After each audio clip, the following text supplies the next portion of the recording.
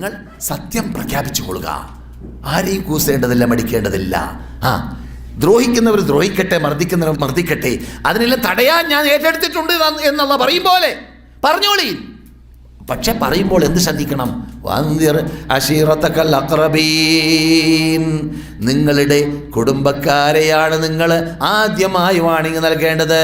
കുടുംബക്കാർക്കാണ് ആദ്യം വാണിംഗ് നൽകേണ്ടത്. നാട് നന്നാക്കുന്നതിന് മുമ്പ് വീട് നന്നാക്കണമെന്ന് പറയും പോലെ നാം സത്യം ഉൾക്കൊണ്ടു കഴിഞ്ഞാൽ, നാം സത്യം പഠിച്ചു കഴിഞ്ഞാൽ, ഒരു പക്ഷേ കൈപ്പുള്ള യാഥാർത്ഥ്യമായിരിക്കും. വാപ്പയും ഉമ്മയും കുടുംബവും കേട്ടാൽ അത് വെറുക്കാൻ സാധ്യതയുണ്ട്. പക്ഷെ വെറുക്കുമോ ഇല്ലേ എന്ന് കൂട്ടാക്കിയിട്ട് കാര്യമില്ല.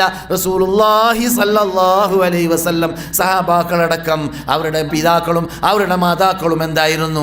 അവരിൽ നിന്നിട്ട് പലർക്കും മുസ്ലിങ്ങളായി കണ്ടില്ല, മുസ്ലിങ്ങളാക്കാൻ സാധിച്ചില്ല. പക്ഷേ പരിശ്രമം ആരും തന്നെ ഉണ്ടെങ്കിൽ ഒഴിവാക്കിയിട്ടുമില്ല.